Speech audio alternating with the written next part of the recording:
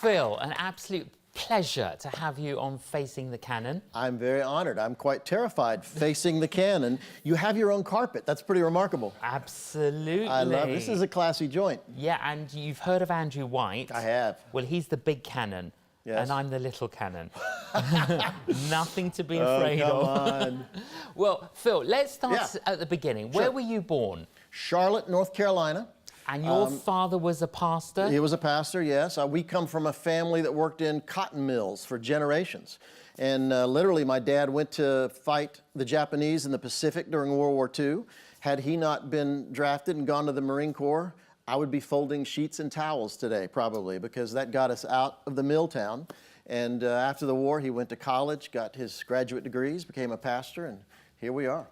Now, he went to Oral Roberts University. Well, he got a Master of Divinity there, but he he was in college long before ORU was ever founded. So what was it like for you growing up? You grew up with a firm faith? Yeah, I did. I didn't go through a rebellious time, partly because and I think it leads to what I do for a living. I've been behind the scenes in the church for my whole life.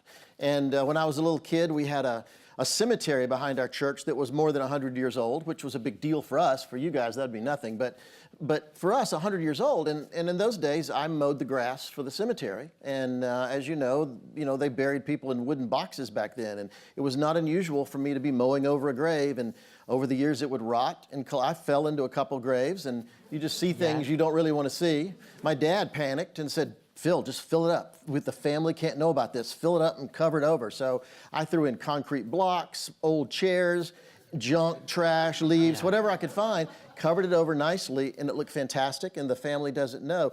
Until somewhat later, I realized when the rapture happens, those people are never getting out of there. No. So, yeah. So when you left school, you went off to college. Went to college. And you were a music major. I started as a music major because in those days, if you were a pastor's kid, you had to play the piano.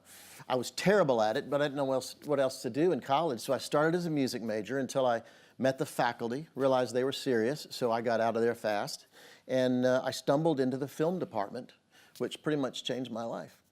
And then I read of a story that you showed a film that you had made at school to your friends at college. Well, I made movies in high school. And I stole my dad's Super 8 movie camera. That's how old I am. And we made army movies and mafia movies and war movies, all kind of little Super 8 movies. And I took them to college, not thinking I'd do it for a living, but I thought maybe I'll find somebody who'd like to make these movies. And a friend across the hall saw a couple of them fall out of my suitcase on the first day of school, took me to class. He said, "Let me show you. I can show you how to edit these films."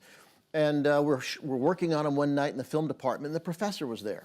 Came up to us later and said, "I've been looking at your little movie, and I've got kids that have been taking classes for 3 years that still don't do this well. Would you mind if I showed the film in my class?" So I said, "Well, if I can sit on the back row." And so I sat on the back row the next day. He showed my film, and it was terrible, believe me. But when the film was over, they talked about it. And this thought hit me like a ton of bricks. I think it was probably the most crystal clear moment I've ever had of God really speaking to me. And this thought occurred to me that if I can do something with a camera that makes people talk like this, that's what I'm supposed to do with my life. And so I changed my major that day, and I've never looked back. And you switched to film and television, yeah. Started doing it immediately. So that was your first area of study. Exactly. But then you went on and did a PhD in theology. I know that's weird. That's weird. I did most of the clients we work with today, as I'm sure will come out in our conversation, are churches or ministry organizations, because I have a real passion to help Christians engage the culture through media. And so I didn't want to get a PhD in film. I've been doing it for years. And so I thought, let me do theology. I want to speak the language of pastors. And my dad had been one, so I always had a real interest in theology. So I went for it. I did my doctoral dissertation on the movie The Shawshank Redemption, which kind of freaked my professors out, but it turned out to be good. It was great. And what prompted you to do your doctorate on that film? Well, I decided, I was thinking that Christians need a better way to evaluate movies than the number of, profanity, cuss words, the scenes of violence or the occult or whatever. I think there are great movies out there and great works of art. I mean, if we evaluated Christian art the way we evaluate movies, we'd have to throw out most of Michelangelo, we'd have to throw out most great artists. And so I think that, the Bible, I've always thought if you film the Bible accurately, it would be R-rated, maybe X-rated in some scenes, because the Lord, God tells the truth. He doesn't hide things. And it doesn't mean we need to be explicit and go there for no reason, but I just feel like there are great movies out there that we haven't seen because we're not open to those possibilities. So I wrote it on that movie, and it was, I got an A, so something worked. So what was your conclusion, having, really studied that movie? Well, the movie is a powerful, powerful movie about redemption. And I think there's many great films. Schindler's List would be another great movie that has nudity in it, but it was about the Holocaust and about the horrible things. And I think one of the great mistakes that Christians make is they try to make movies about people, and they show how God changes them, but they don't show them where they came from. They don't show just how bad their life was. And I think to win over audiences, to really get the culture to pay attention, we need to show the whole story. It doesn't mean we have to be terribly explicit with sex and violence and all those things, but I do think we need to be more real about life. I think one of the reasons the culture marginalizes Christians is because we're just not real. We have a saying in Hollywood that Hollywood is great at making fake things look real, but Christians are great at making real things look fake. Yes. And how horrible is that? How sad is that? Yeah, very sad. And so I think part of it is because the way we engage the media and the media that we produce. Now, at college, you met your wife. How did you meet your wife? I went to a Vesper service. It was a Sunday night on campus, and I sat next to the most beautiful woman I'd ever seen. She had a pink corduroy pantsuit, white patent leather platform shoes. This was 73, keep in mind. Yes. And I was just stunned, and it took me 3 months to get up the courage to ask her out. And a guy talked me into it, and I called her up and asked her out.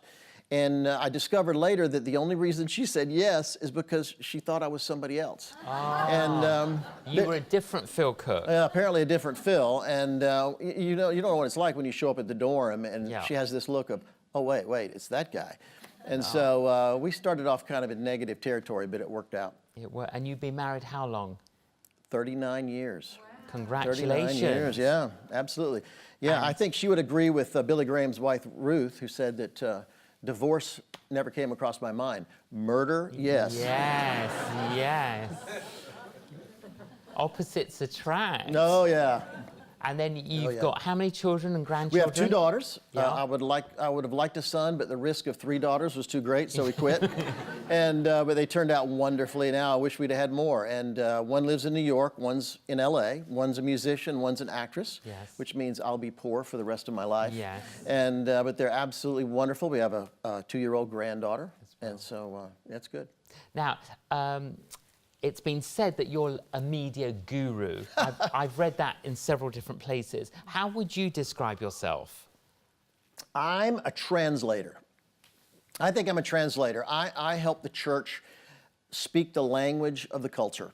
And I think that's so important because most churches and pastors and leaders feel like to engage the culture, we have to water down our message. We have to make our doctrine a lot less powerful and strict. And I think the truth is we don't. We just need to understand the language and style of the culture that we live in. And so I think most of my job is to come along leaders and to really help them engage the culture more effectively. We live in a media-driven culture. Yes. British researchers indicate that the average person here and in the United States both sees about 5,000 media messages every single day. Some statistics came out recently that 14-year-olds check their social media pages about 100 times a day. The typical adult now checks their phone about 85 to 90 times a day.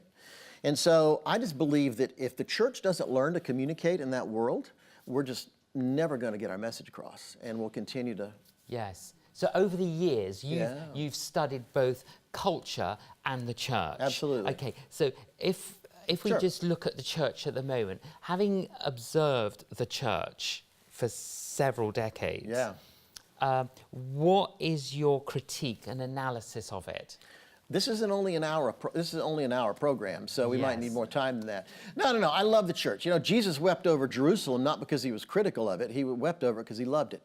And I feel the same way about the church today. I think that we could be so much more effective. We could have such a greater impact in the culture if we really learn how to speak that language. And, you know, the world has changed dramatically just in the last 5 to 10 years. Literally, the electronic age, the digital revolution has not just changed the way we talk on phones or the way we use our computer, it's changed the way we communicate.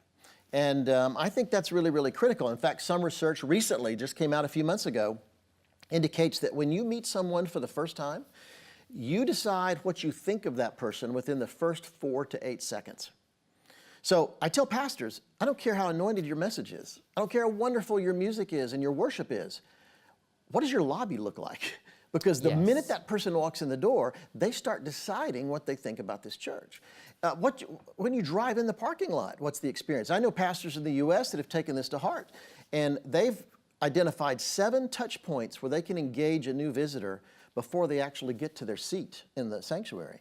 So those initial perceptions are critical, are really, really important. That doesn't make the message any less important or the worship any less important, but it does mean we have to think what happens in the first few seconds because that's the culture we live in today. And that's absolutely critically important. So do you think generally we don't take into consideration those issues? Oh, yeah, absolutely. We don't at all. I walked into a church the other day, and you know, in the U.S., there's some concern in some areas about safety, particularly for kids. Sure. But I walked in this one church, and there were 7 armed police officers standing in the lobby. And then there was a giant security desk there. And I felt like I was going through airport security, not walking into a church. Yeah. And so I sat down with the leadership team, and I just talked about that initial perception when you walk in. And so I went to a church a few months ago that advertised itself as a family church. They're advertised in the newspaper, on their sign. We're a family church, we're a family church. You walk in the lobby and there's a big sign that says, children not allowed in the sanctuary. Yes. I thought, whoa. Yes. So just the messages that we share, I think we need to rethink how people perceive those. Sometimes we get so used to it, we don't think about it. But to someone who's a complete, a complete visitor, and in fact, I often tell pastors that if a new visitor walks in and meets a grumpy usher, that's the perception they have of what your church is going to be like. So those messages, those moments are critically important when it comes to reaching your community. My wife Killy and I, we invited 2 friends of ours who are not yet Christians to church because they want their child baptized, their baby baptized. And so we encouraged them to go to church. And so they did the other Sunday. Yep. But when they left home, the baby was sick, so they had to go back, put a new outfit on.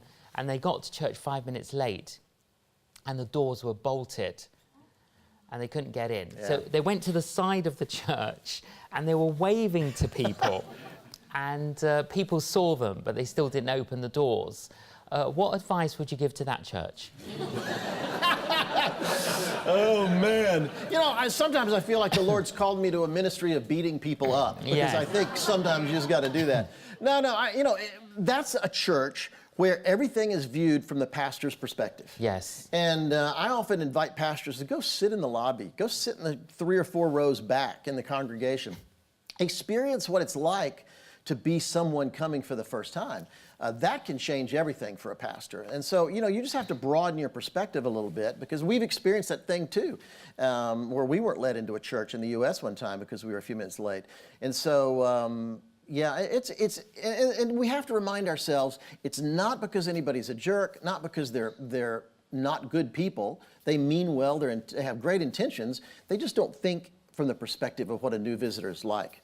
And it's so important. But do you think, Phil, it's because people don't have a heart for the people who don't come? They're just focused on the people that do come. Absolutely, absolutely. We're so focused on the people that do come. And that pervades every aspect of the church. Even, Jesus if you look at the New Testament, Jesus spent his life where the people are. In those days, it was the marketplace. It was at social gatherings like weddings, or it was in the temple square. Yes. Guess what? Today, the people are on Facebook. They're on Twitter, they're on Pinterest, they're on Instagram. So what about that? It's interesting. Most people don't think in these terms, but by population today, Facebook is the largest country on the planet, the most populated country on the planet. So I always ask pastors, who's sending missionaries to that country? Who's planting churches in that country? I would like for people to stop thinking about missions just in geographical terms and start thinking about missions in digital terms. Sure. How are we going to reach that country? Because it's so influential, it's so big, and people there desperately need Christ. So we just have to change the way we think, and most of my work is getting people to change the way they think. So how do you change the thinking within the church? Well, if that was an easy answer, I'd be a billionaire. No, it's very, very difficult. And the truth is, it's difficult everywhere. I read a statistic the other day that the vast majority of open heart surgery patients, within 2 years, they've gone back to the same lifestyle that got them there in the first place. Yeah. So if the threat of death doesn't make you change, what in the world will? So what you have to do is just make the pastor and the leadership team understand the potential of what this means. And most pastors desperately want to reach their community. They just really, really don't know how. And it's funny, my dad was a pastor, as you mentioned. And when I was a kid, back in the 50s and 60s, pastors would do really off-the-wall things to try to get people to come to church. Yes. We had one pastor that said, if we can get, a certain number of people to come to Sunday school, I'll shave my head. And another guy said, I'm going to sit on a pole until we get so many people to come to church on Sunday. And I would actually get kids coming up to me in school saying, Phil, why is Pastor so-and-so doing such stupid things? Yeah. And I realized as a kid that this is not the perception we want to have out there in the culture, that we're crazy. And so most of my life, I've been thinking about how, what do we look like? What's our perception to the culture out there? And I think pastors I love pastors, and they're busy, as you know. And I just think they don't take the time to really look at the perspective of how people in the outside culture view the church, view their message, view the experience of worship on a Sunday, because it's dramatically different than what we think. So, and would it be dramatically negative? Very often it is. Very often it is. If you interview people, I'll give you a great example. In America, the church, in general, we criticize a lot of stuff. We boycott, organizations that don't say Merry Christmas, and we boycott the gay community, or we criticize this group or whatever. I was talking to a studio executive not long ago, and I asked him about Christians. I said, have you ever been to church? And he said, oh, Christians, they're those people that are against everything. Yeah. And that was his perception of Yes. the major Hollywood studio executive. Yeah. That's all he knows. And so from that perspective, it made me realize that we need to change the way we engage, because that changes their perception. So, instead of saying that's what Christians stand for, it's this negative. Negative. And it's just not, it's not helpful. Here's the deal. If boycotts worked, why don't missionaries do it? Let's go to a third world country, surround a village, hold up signs, criticize them, call them names. Boy, that'll win them to Christ, huh? Missionaries know that doesn't work. So why do we think it works anywhere else? Absolutely. And the truth is, I understand we're angry. I understand the world has changed. We're not, we see our rights as Christians. We see the culture degrading. We see things everywhere that are not going in a positive direction. So I understand the frustration. However, you don't get somebody to win over. You don't win over somebody by yelling at them. You don't win over somebody by criticizing them. You win them over by winning their trust. Yes. By reaching out and becoming like them. And so I think to a great degree, if we just reach out to people, it makes a huge difference. So, is your assessment of the world, of culture, that it is quite toxic, it's quite polluted? Oh, there's no question. Absolutely.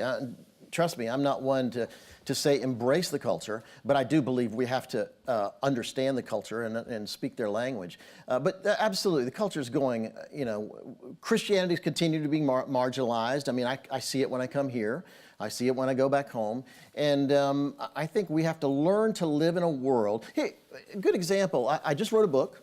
It's coming out in about a year. Yes. And not to be shamelessly self-promotional or anything, but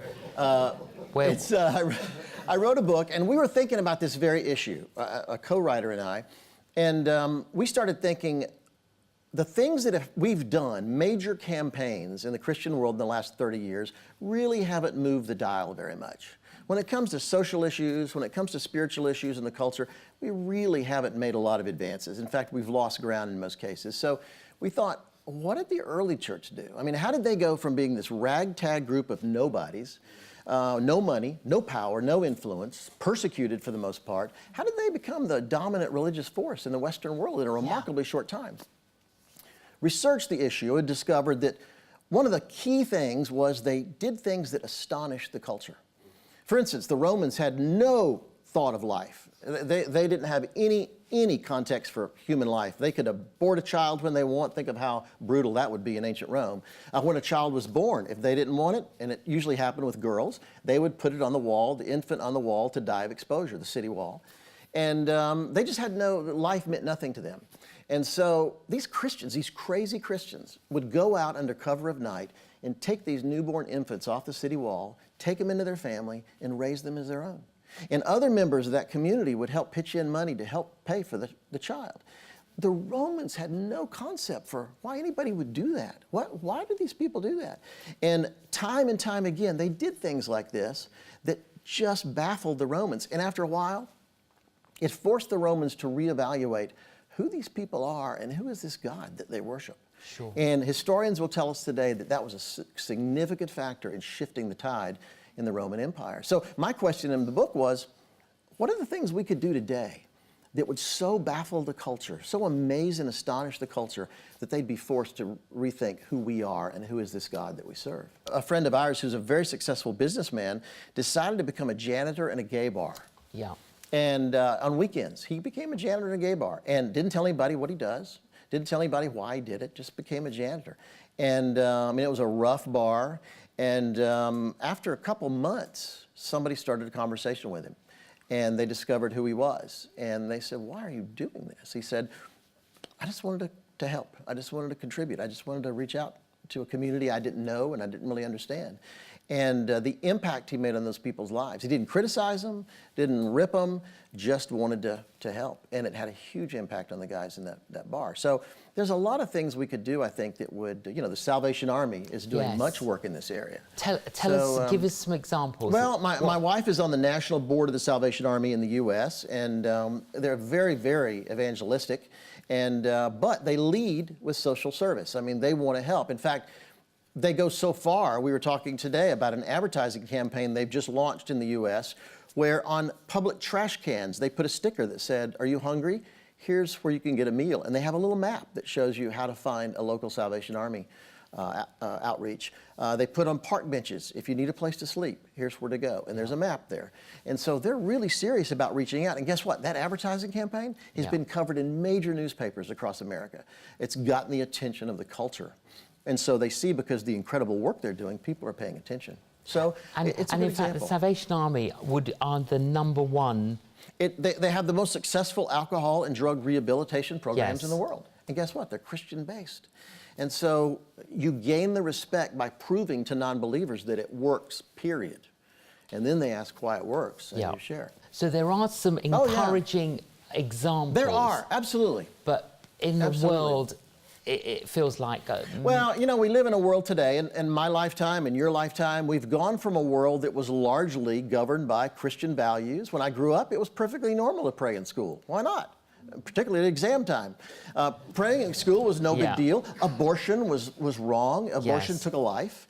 All these things were just normal. But in our lifetime, these and other things have completely flipped, and we've seen that. So I understand the frustration that Christians have. The question is, what do we do about it? Yes. And it's not a matter of just lashing out. It's a matter of trying to be strategic and have an impact. Now, one of the words that you use frequently, both in what you've written and spoken, is the word branding. What do you mean about that?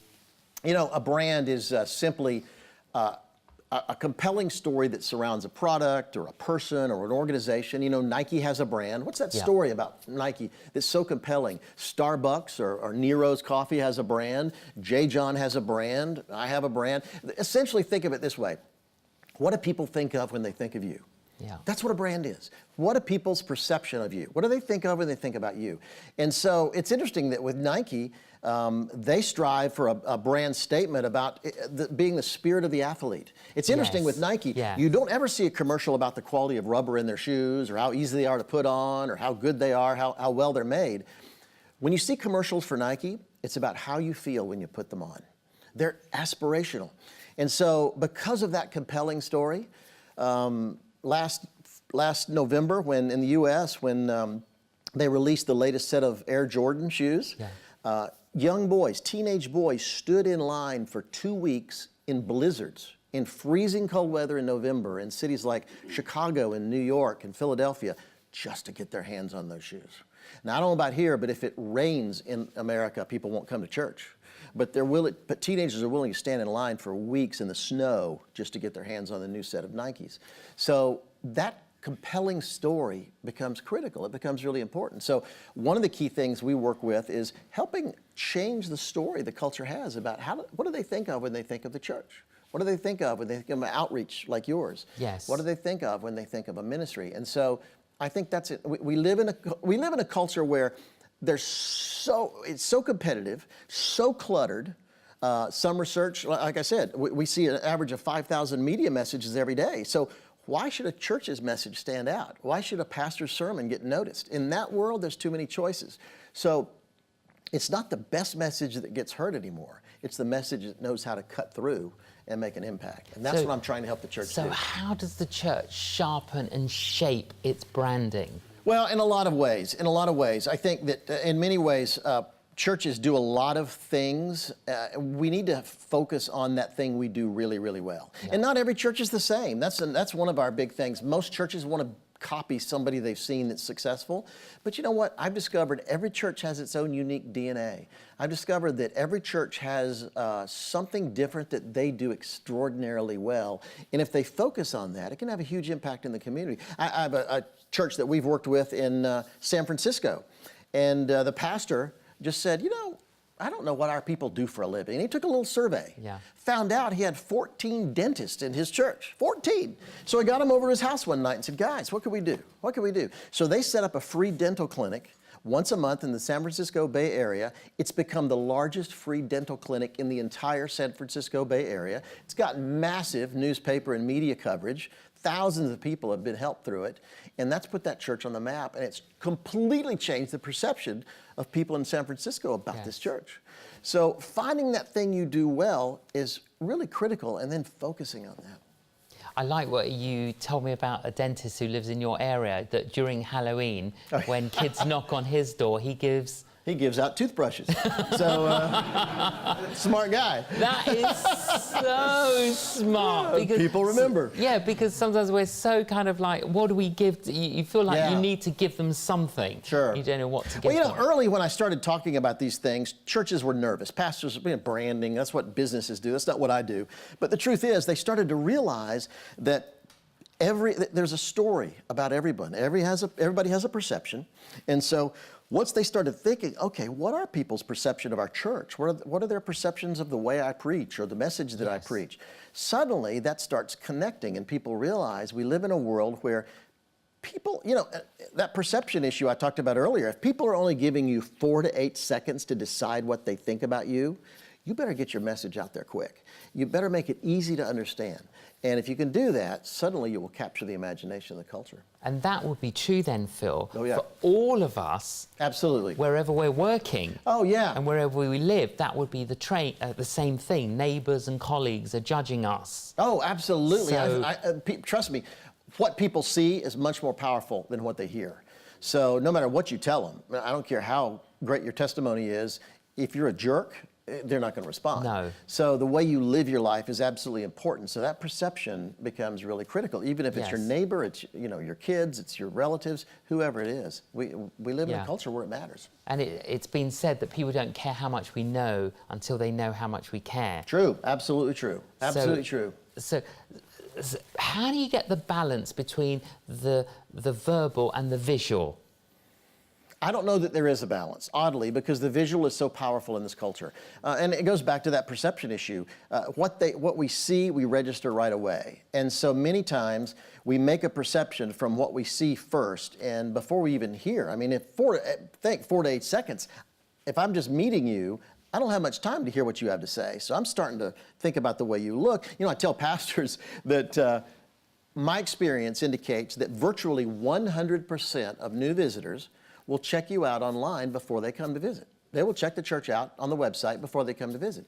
So why is your website so lame? Why do you have such a terrible website? Yeah. In the digital age, a website should be one of the key things a church does well, because that's what determines whether or not most people will actually come and visit the church. And that's quite an easy thing to do. Oh, an easy thing to do. And actually, you don't have to spend a lot of money to do that. Not anymore. No, absolutely not. And yet it has such a huge impact on people's decision to come visit. So little things like that make a huge impact on people's decisions to come and visit. Tell us about social media. Social media, it's not going away. It's going to be around. And what I try to encourage Christians to think of social media is, you know, it's not just about telling people you're at Nero's Coffee or Starbucks. It's, you know, stop showing pictures of your lunch to everybody on Facebook. They don't care. Yeah. But when you have people who follow you, they want to know something about you. So the single greatest way to increase your followers in social media is give them an inside look at what your life is like. I don't care if you're a housewife or if you're a salesman or a pastor, whoever. Give them an insight into what it's like to be you. Yes. And people love that, because social media is social.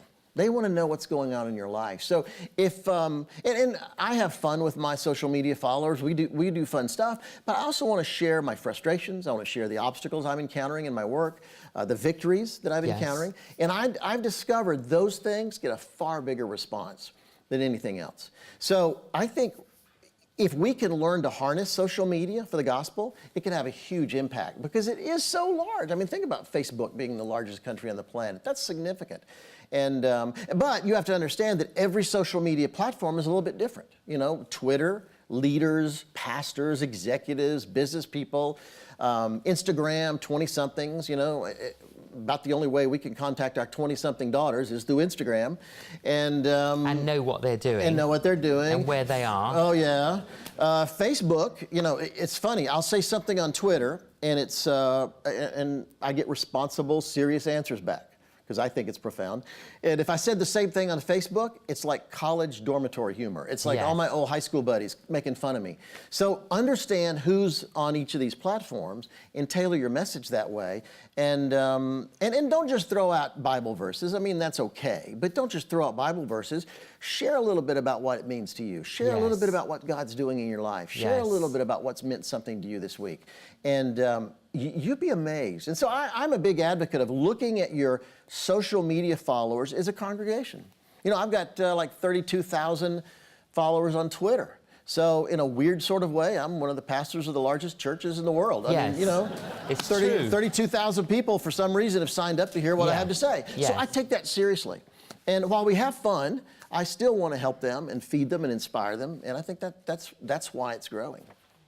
How did I do? Is that okay? Am I doing all right here? No, this is fascinating, Phil. So, you know, we often see this. You know, you go to a restaurant and you just look over and there's a couple, husband and a wife, and they're both on their phones. And obviously meant to be having a romantic meal. I know. And they're texting. So, what's happening there? Insanity.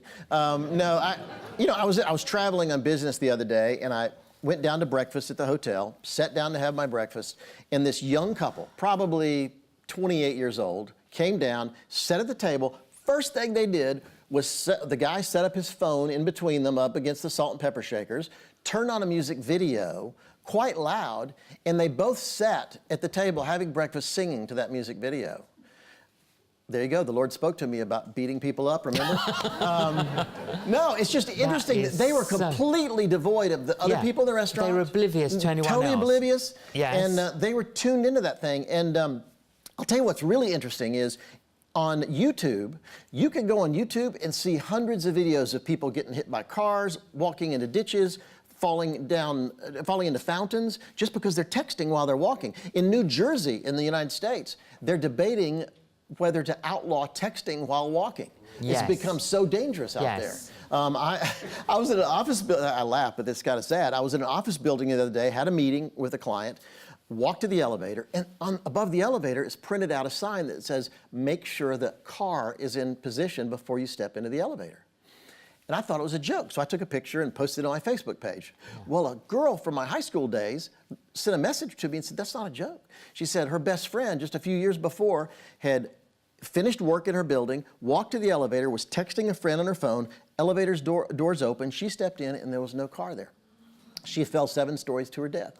And that's the world we live in. I kid you not, some cities are debating whether to have padded utility poles. People keep smacking into them when they're walking down the street. That's the world we live in today. Isn't that strange? But it's true. Yeah. I know. So are there any kind of safety rules that you would recommend? Wear a helmet. Wear a helmet.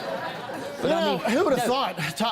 No, because you're a great encourager of social media. I am. But there are dangers. Well, there are dangers. Here's a couple thoughts to think about. First of all, let's go to computers for one. When you have kids, never, ever, ever, ever let them have have computers in their room. Never, under any circumstances. When our daughters were growing up, the computers were out in the open where everybody could see what you were doing on them. Then have filters on them. That's really, really important. Yes. When it comes to phones and issues like that, we do have to learn to take an electronic fast every once in a while. You know, there's something to what the Bible talks about a Sabbath. You know, taking that day off, a day away from everything, it's really critical. I know people that actually, you put their phone away for a movie and they start getting the shakes. Yeah. You know, they get so used to it. We've learned to have this thing. And so I think it's good to have that fast, because I'll tell you something weird. When you read my books, you can barely go through a page of my books without there being a section break or a quote or what we call a call out, some point with big letters, because my publishers tell me that an email generation and a social media generation cannot read a full page anymore without a break. So we break almost every page of my book. I hate it, but I want people to read my books. Of course. So that's the world we live in. People just can't even stay focused for very long anymore. So we have to consider all those things and really think about taking time off from social media, from our phone, from our email, because it does matter. It does sink in and affects the way we think, the way we create, the way we live our lives. So you're suggesting, or you're actually saying, that people can't concentrate for very long? No, they can't. So what does that mean about preaching? You know, it's interesting. We're seeing a little bit of a backlash. A lot of pastors, and we know that research indicates that after about 20 to 25 minutes, people start really fidgeting. When I have meetings with my creative team at my office, I do not want a meeting to go more than 30 minutes because, you know, people start getting bored, they start checking their email, they start talking to the guy next to them. And so I think that's important for pastors to think about. However, I'm seeing a trend, an early but growing trend in churches where pastors are preaching longer and people are really getting into it. I have 2 or 3 churches that we've worked with where the pastor is literally a verse-by-verse Bible teacher. Yeah. He's not a motivational speaker. He's a verse-by-verse Bible teacher, and each one of them have 3,000 to 5,000 members in their church, and they're growing like crazy. And so we have a church in Hollywood, has a young pastor. He preaches an hour and a half every Sunday, and he's got 3,000 20-somethings come to his church. So I think we might be seeing a shift out there in the culture, and things may be changing in a good way, which is very interesting. Although I have ADD a little bit, so an hour and a half message may be a little problem for me. He could reduce it to 45 minutes, I agree. Couldn't he? I agree. And probably distilling it will be even better. Well, they asked your guy, Alfred Hitchcock, what's the perfect length for a movie?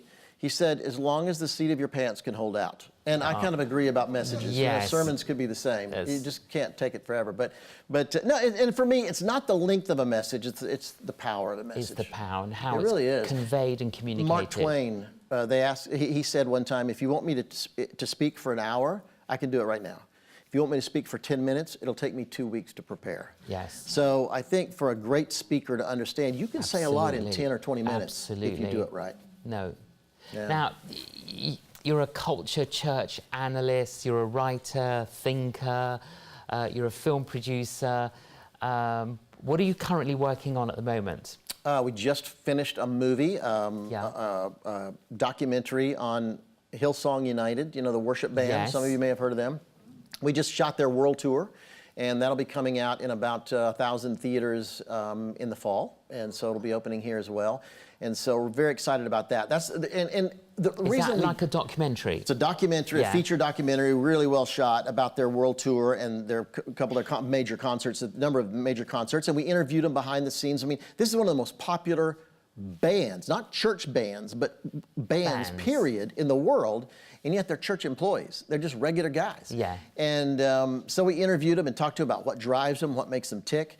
And I did it because it's the kind of movie that you'd feel comfortable taking a non-believer to, and taking them out for coffee later and talking about it. And I think that's so incredibly important. I want to do a film. You know, research indicates, this is interesting, remember Mel Gibson's movie, Passion of the Christ? Yes. Follow-up research indicated only an incredibly fraction of a percentage of people who saw that movie actually accepted Christ. And that's about as explicit as you get as far as the Christian story.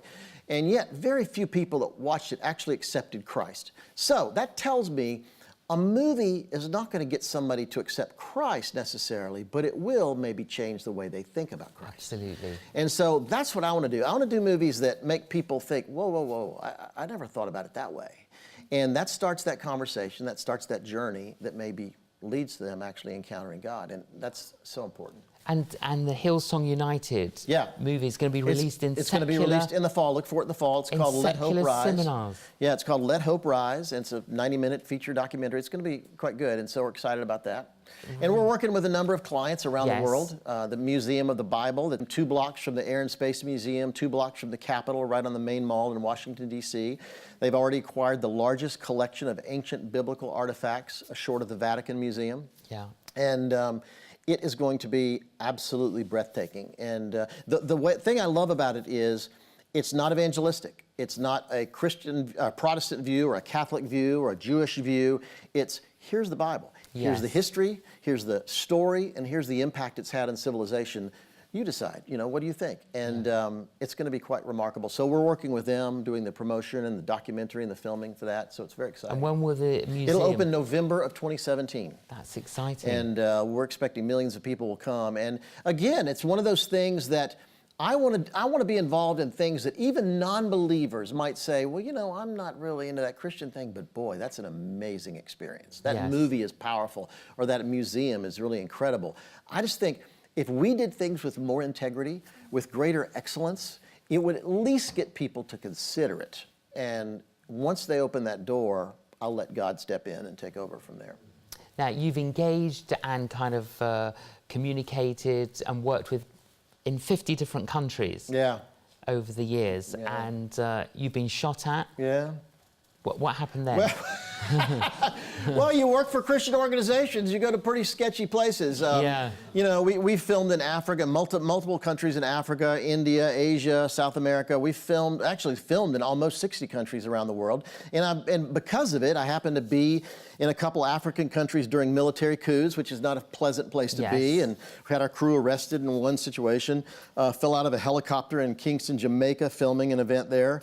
And well, they're awesome grandkid tell us more stories. About that. You fell out the helicopter. Well, what happened? we were shooting, you know, an evangelistic crusade in the National Stadium. And this is early in my career, years ago. And about midway through the day, I realized the place is going to be standing room only. And if I could just show this from the air, it would be amazing. But at the time, the only helicopter in the country was owned by the beer company, Red Stripe Beer. So I got in the car, raced across the country, raced across the city to their brewery, and I actually talked them into letting me have their helicopter for 2 hours.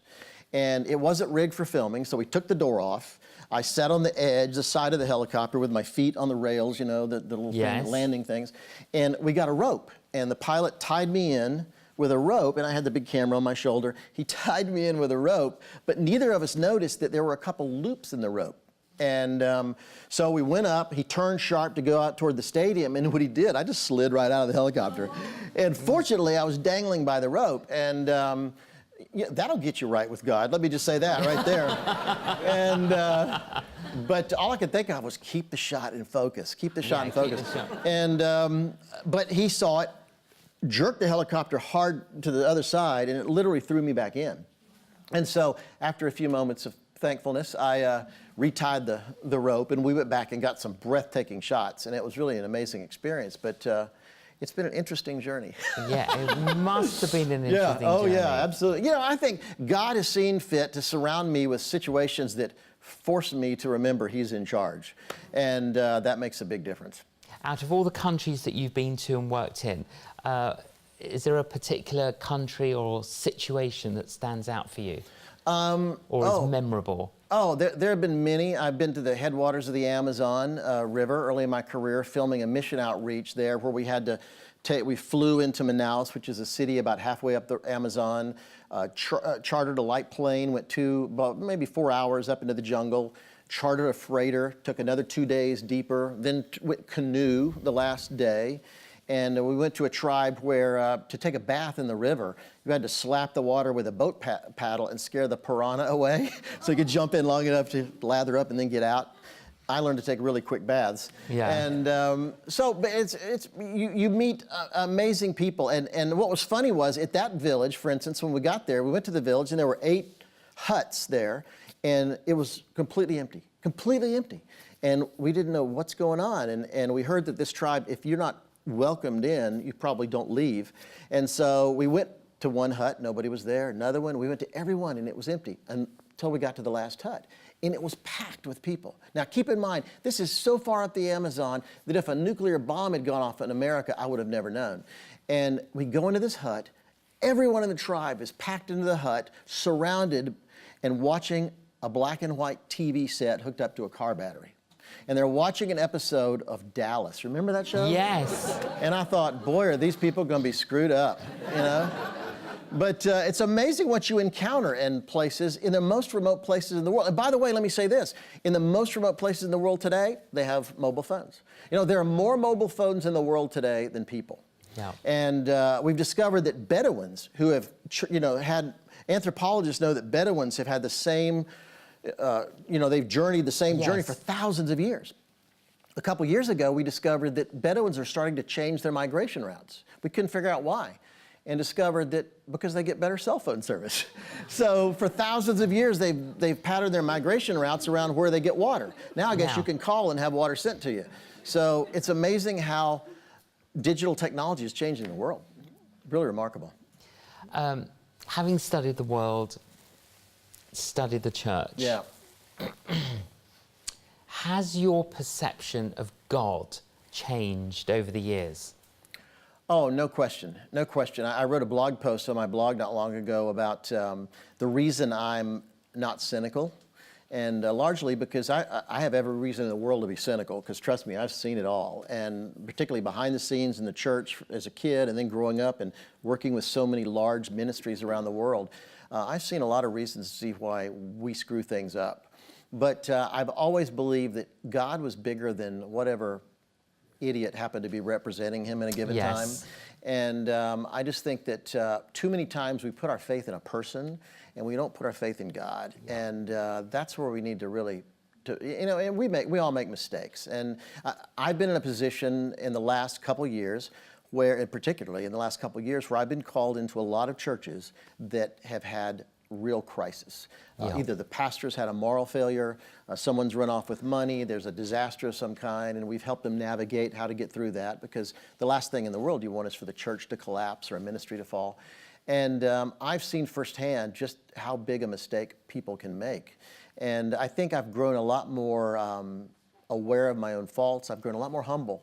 And I've gained a lot more respect that God pours out a lot of grace for us. Yes. You know, because there's just so much that we don't see, we don't understand, and I've just learned that we just need to trust Him. He knows what's going on. You know, that's the important thing. And what's happening for you for the future? What would you like to do? Travel less. But our clients are all over the world, so I'm on a plane. I walked up to the ticket counter at LAX, the Los Angeles airport, 4th busiest airport in the world the other day. So I walk up to the ticket counter, the lady said, "Oh, Mr. Cooke, welcome back, so nice to see you." Yeah. I thought, oh man, if that lady knows my name, I'm traveling too much. Yes. And, but it's okay. It used to frustrate me, but I learned to embrace it. And I know when people say to me, "How are you, J.John?" I say, well, there's nothing wrong with the model. It's the mileage. So true. It's so true. But you know what? Isn't it? I got really frustrated about that. This is my word for you. I got really frustrated about that a few years ago, and I realized, look, I can either do this, which I think God's calling me to do, or I can sell shoes at the shopping mall, because I don't know what else to do. And I wasn't a good piano player, trust me, and that wouldn't work.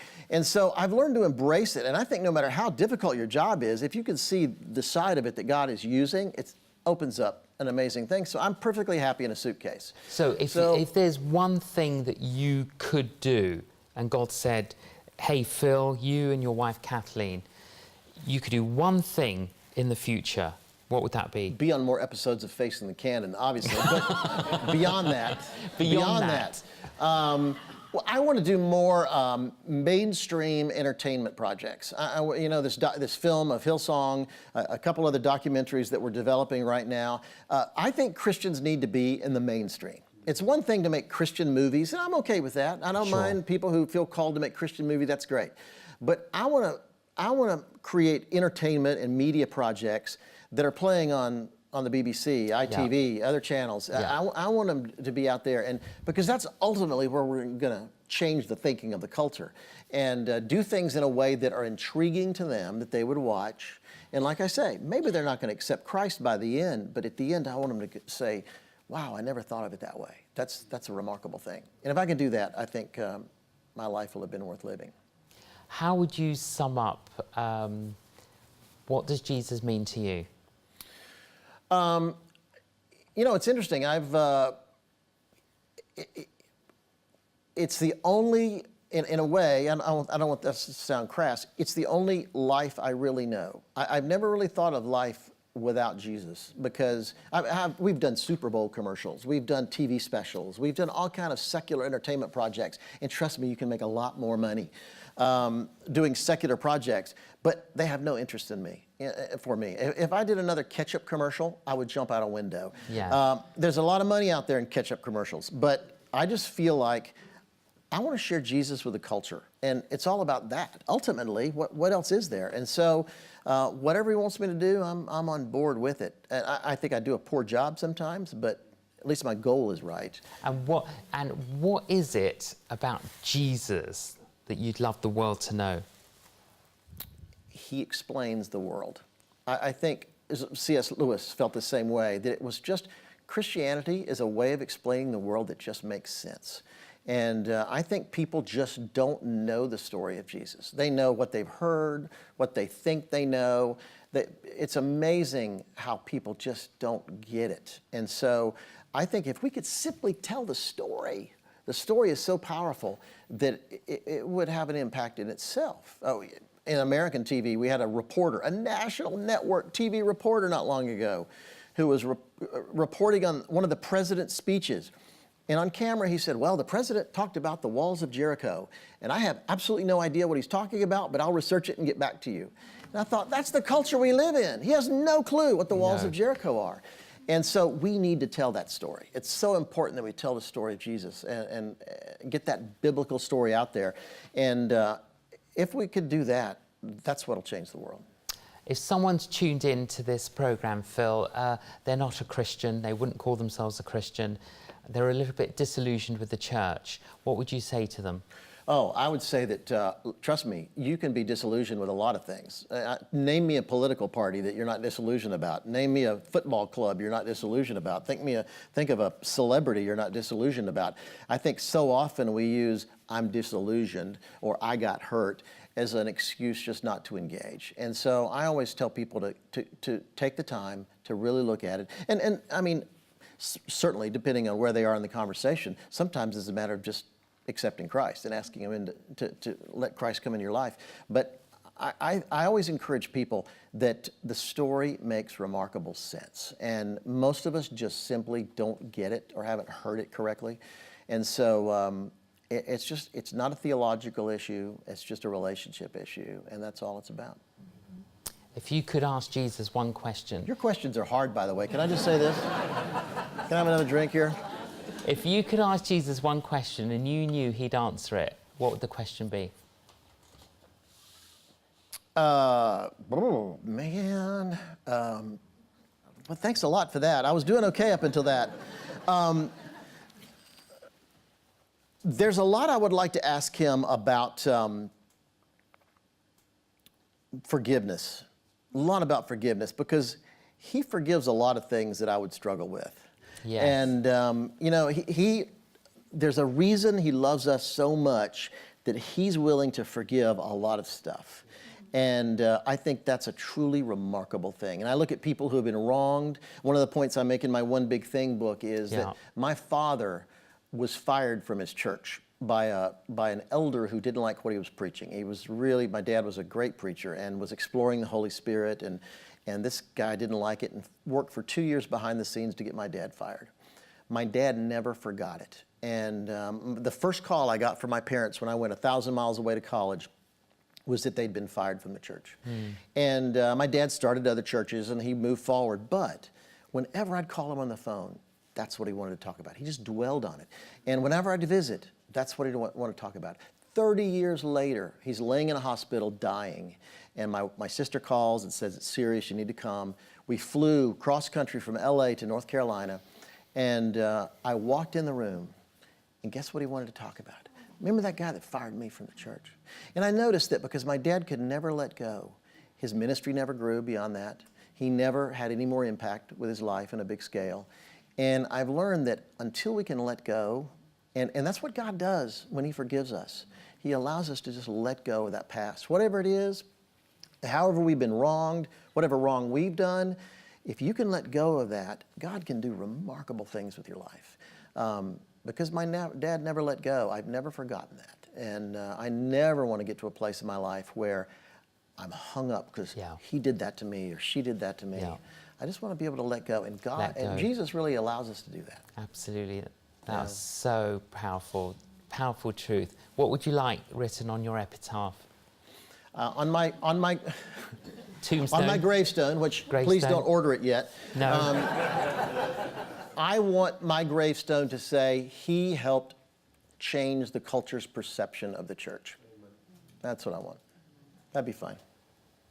Phil, I think you're doing that, and it's wonderful what you and your wife Kathleen are doing. She's the brains behind the operation. For the church, but you're a great couple who love Jesus, love the church, and trying to help the church engage with the world. So you're doing good. Just keep on doing it. Thank you. Thank you. Dr. Phil Cooke. Thank you. Thank you.